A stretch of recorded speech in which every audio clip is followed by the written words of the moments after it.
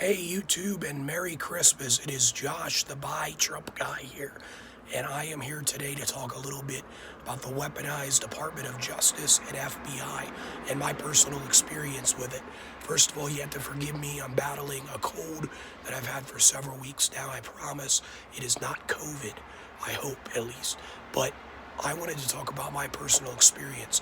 I was arrested by the FBI on June 6, 2021 for wire fraud and identity theft, as I had created fake Twitter accounts of President Trump's siblings. And on these Twitter accounts, I was posting tweets that, in my opinion, were clearly parodies. It was Trump's brother and sister and the former Illinois Governor Rod Blagojevich when Trump commuted his sentence. And I later ended up drunkenly threatening a congressman over the phone, which I still to this day have not heard the recording of the call and do not remember. And that landed me in federal penitentiary for 20 months, of which I did 14. I had to serve with good time. Thanks to the First Step Act, it was taking, it was taking 10 days off a month for good time credit, which was really nice. But my personal experience with the FBI, they raided my home in the early morning hours of June 6, 2021 over the nonviolent allegation of wire fraud and identity theft. And they came in guns blazing. I woke up to it at 6 in the morning. They were yelling my name, Joshua Hall, get on the ground, FBI. They had assault weapons pointed at me and my family. Told my family to walk slowly towards them, my dad and my brother, with their hands in the air. I thought I was dreaming at first. I couldn't believe it. And ended up saying, you're under arrest for aggravated identity theft and wire fraud. And the dollar value that I had gotten off the GoFundMe that I was running on my personal Twitter account at the Buy Trump guy was just over $7,000. And I did intend to start my own political organization, but I am a hardcore alcoholic. I'm in recovery now. I am at a place called Blueprints in Lancaster, PA, and I've been in recovery now since I got out of prison on October the 6th. I ended up having to, serve about 3/4 of my original time. Excuse me. So basically, the FBI has been targeting Trump supporters since Joe Biden took office. They've turned into the police force and the police wing of the Democratic Party. They have been going after parents who are raising concerns about gender and racial ideology being taught to kids at school board meetings. They have been going after peaceful patriots who simply walked into the Capitol on January 6th, and they have been raiding these people. And it culminated ultimately into them raiding the home of the former President Trump himself. And so they raided his home. They charged him federally for things that were not crimes. All presidents have taken classified documents after their presidency. There's precedent for Obama doing it, George Bush doing it, Joe Biden has done it, and he did it where you're not allowed to do it as a United States Senator, and kept his in the University of Delaware. But the FBI did not go after Joe Biden.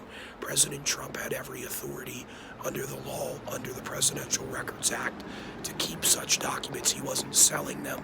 He simply kept them as memorabilia and then turned them over to the FBI when requested.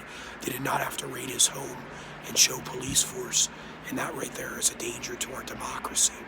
And then they went after him over January 6th, accusing him of inciting an insurrection, when all January 6th was, in reality, it was a peaceful protest that in some cases turned a little raucous and rowdy and turned into a mini riot. People got out of hand, no doubt about it, but was it worthy of FBI police force and homes being raided over trespassing in the Capitol? Absolutely not. That is an overreach, and that right there is a tyrannical government, absolutely out of control. So I have personal experience with the FBI. I can tell you that what they're doing to our country, it's dangerous for democracy. I have now been banned from using social media per a federal judge's order. I had a very good federal judge overall. He was very reasonable. I pled guilty to my crimes, but what the feds do is they will say, well, if you don't plead guilty, you're going to get 5 years, right? Like under threatening a government official. Now, mine was a drunken phone call. I didn't mean anything that I said. I don't even remember making the call. Never heard a recording of it. Yada, yada, just went off what the government said. They said, if you don't plead guilty to just generic interstate threats, we're going to give you a charge with a 5-year mandatory minimum. So, of course, I'm going to plead guilty, even though I never heard a recording of the call. Which in my opinion was a violation of my constitutional rights, because who knows if I even said what they said, right? Because I was blacked out drunk. So it was a whole mess. But this was when I was on bail for the other charges. I felt like my life was falling apart. I was having a serious addiction issue with alcohol. Now I am in recovery, as I said, but the government really threw it all at me, man. And a lot of people that I have read up on cases have done similar things where they've made drunken calls to members of Congress. There's been a lot of Republicans that have been threatened, including President Trump himself, and these cases have gone either unprosecuted or ended with a very light prison term. If not probation, I got 20 months. So, and it was a dollar value under 10 grand, most of which went to my alcoholism. And my fellow Trump supporters have said that they have forgiven me for. I have tried to make amends. I've greatly apologized, but I'm a convicted felon now for life unless I get a pardon from President Trump, which I have been told by some of his closest advisors is a strong possibility, as I think he's going to be pardoning many of the people who were at the Capitol on January 6th, and my case is very similar in nature to that. So we have an FBI absolutely out of control. They are going after American citizens who they simply disagree with politically. It was recently unveiled that they established a special task force labeling Trump supporters domestic terrorists that they are targeting ahead of the 2024 presidential election. And the DOJ is just as bad. You have the Colorado Supreme Court right now. This is outside the federal judiciary, but still the Supreme Court of the state of Colorado removing President Trump from the ballot. It's a danger to our democracy when you have it so the people can't decide who we want to vote for. They're taking that right away from us, and they're using laws that were written in the Civil War era to justify it, saying that he incited an insurrection and therefore is disqualified for office under a law that was passed during the Civil War era is absolutely asinine and insane. He did not incite a riot. He said, we want you to peacefully and patriotically march to the Capitol and make your voices heard. Those were his words, verbatim, as a quote. That's not inciting an insurrection against the government. In fact, there was no plan that day to do so. Everybody knows that was just people making their voices heard about what they believed in many cases was a stolen election. And to this day, I still firmly believe that it was. And all the evidence is there with the mail-in ballots. All kinds of irregularities with state laws being changed using COVID as a justification for it. So they've removed President Trump from the ballot in Colorado. Other states are trying to go forward with efforts to do the same thing now. He has appealed that decision to the United States Supreme Court. Likely it will be overturned, let's hope, for the sake of our country, because these people are behaving like full-on authoritarians, and it's not right to try and use a Civil War law that is so out of date and does not at all apply to this situation to remove a man from the ballot, because they're afraid of how we're going to vote, and they're afraid that if they leave it up to us, we will put President Trump back in office, because he was a great president who truly put his own personal interests aside to fight for the good of this country, and that's why they're afraid of him. I firmly believe to this day, and I'll be proudly supporting him in the 2024 election. It's ironic how the Democrats, claim that Trump is an authoritarian leader because he made a little joke about being a dictator on the first day by securing the border, right, and drilling on day one. He made a little joke in a town hall, and they label him an authoritarian, yet they're literally taking the leading political candidate off the ballot because they fear how the people are going to vote. and they are literally indicting and arresting using police force to go after that said leading political opponent. That is fascist authoritarian-like tactics, and it's the true danger to our country. And I just wanted to speak out about what happened to me to raise awareness, to show that this is a real issue that's not just happening because if they could go after a president, imagine what they could do to you or me. Governor Blagojevich had a similar case to this in Illinois, where the FBI came after him over a phone call where they claimed he was trying to sell Obama's Senate seat, but in reality it was Obama himself. It later came out that set up that whole arrangement, and they got Blagojevich on tape framed to be the fall guy and take the fall for Obama. And he got 14 years in federal prison and was later pardoned after 8 by Trump. His sentence was commuted. And so it can happen to anybody. If they could do it to a sitting president, imagine what they could do to me and you. I lived it. I did 14 months in federal prison. I've had my rights to free speech and social media taken away from me. I'm allowed to use YouTube, but I'm banned from all other social media, which there was never any justification given for that, never any explanation or reason. It was just, they just took the right away. The judge put it in the order and said he's no longer allowed.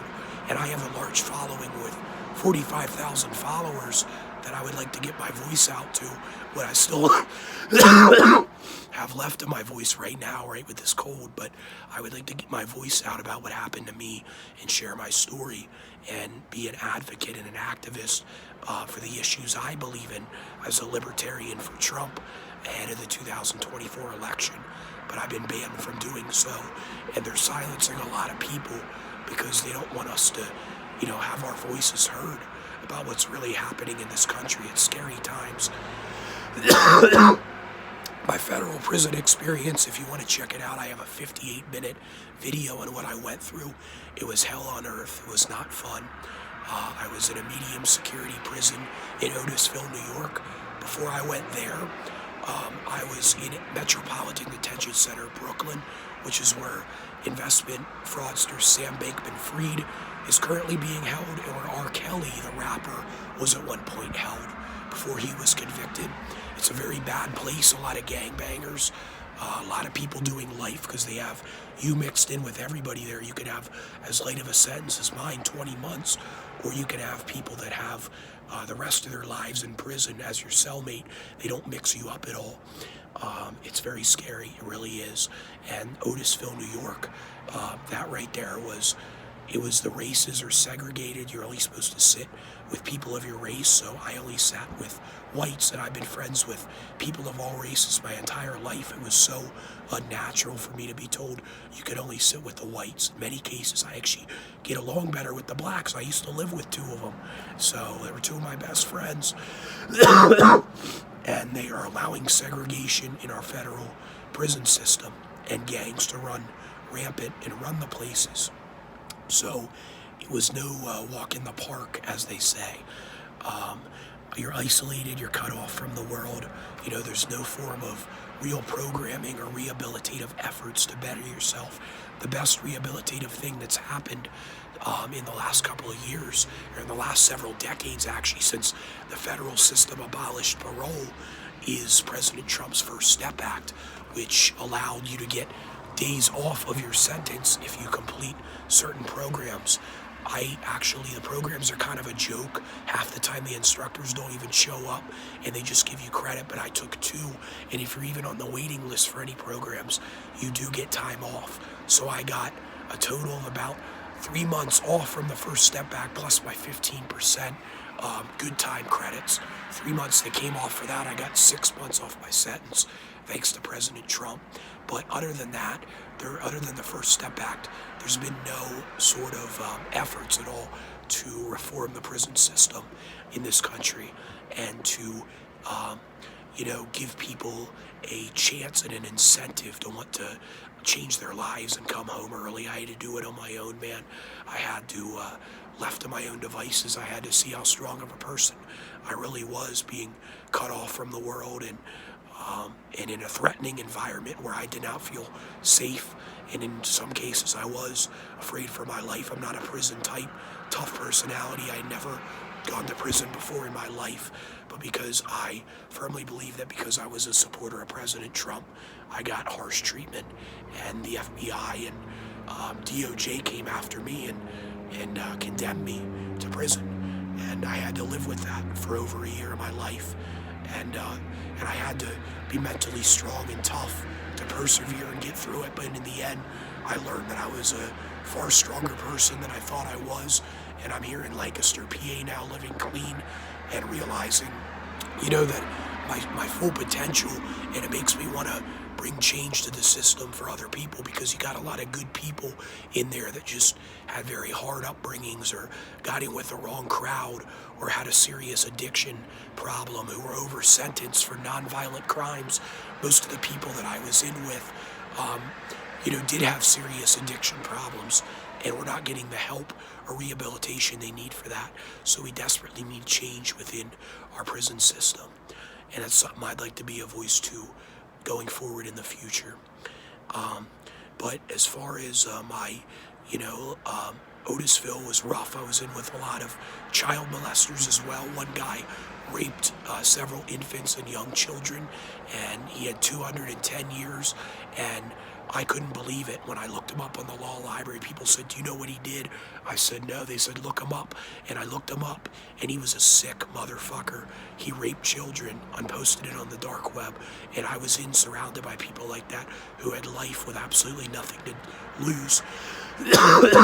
So the guards treated them nicely because they figure, well, these people have nothing to lose. Who knows what they're going to do? They can lash out at me at any time. And I believe child molesters are the one classification of people that have no hope for rehabilitation. They're very sick individuals who I believe should be kept away from society, and those are the kinds of people prison should be meant for, not nonviolent first-time drug offenders and people who are just not given a fair chance, and people who are persecuted by our own federal government. So yeah, the child molesters, that's a different story for me. I say put them to death, give them the death penalty. That's what it's supposed to be for if it's proven that they did something like that. It's absolutely, they can't come back from that. It's absolutely unforgivable to harm a young child, and it's starting a cycle of abuse that can easily be stopped. So I was repulsed by those people, but I had to live with them every day of my life for over a year, and that really fucked me up mentally and emotionally, and I'm still trying to work through those psychological barriers I had to overcome to this day. I've only been out since October 6th, but I just wanted to make this video to warn everybody that this could happen to anybody. I was definitely guilty of my crimes, but at the same time, I believe the government used excessive force, and I believe that they came after me in an excessive manner in how they, punished me for my case, because I could have gotten some mental health and substance abuse, serious inpatient type of help, and instead I had to do 14 months of my life in a very harsh, very brutal environment. And the FBI is absolutely out of control right now and needs totally to be reformed. What they're doing to President Trump and patriots all across this country is completely unjust, and I just hope and pray that we as a country could come together and put a stop to it. And hopefully it'll start with the 2024 election, with putting President Trump back in office, and I'm going to do everything within my power to make that happen. So I hope that you will take this video and learn something from it, from what happened to me, because I was just a young kid who made some, fake Twitter accounts and, made a little bit of money and spent it where I should not have, and drunkenly, allegedly, made a phone call to a member of Congress, Eric Swalwell from California, that to this day I've never heard the recording of and don't remember making. And because of the authoritarian police state that is running our government and has taken over our country, it took away 14 months of my life, and now I'm having to pick up the pieces. But I am bouncing back, and I know I'm going to come back from this, and I want to advocate for other people who don't have the voice and the platform to know that there is hope. You can make it through it. You've always got allies out there like me. They're going to fight for you tooth and nail to the end. But I hope you'll learn something from this, my fellow Americans, that this is what they're doing to us. And I pray for our country. I hope the best for our country. We need to take it back in 2024. I'll do everything I can in my power, even though my voice has been taken away from me right now, quite literally and figuratively off of social media, to make that happen. So we have to rise up as one and stay united. Don't let them distract and divide us. God bless America. God bless all of you. And thank you for watching this video. This has been the Buy Trump Guy, live from Lancaster, PA. Have a great day and Merry Christmas, my fellow Americans.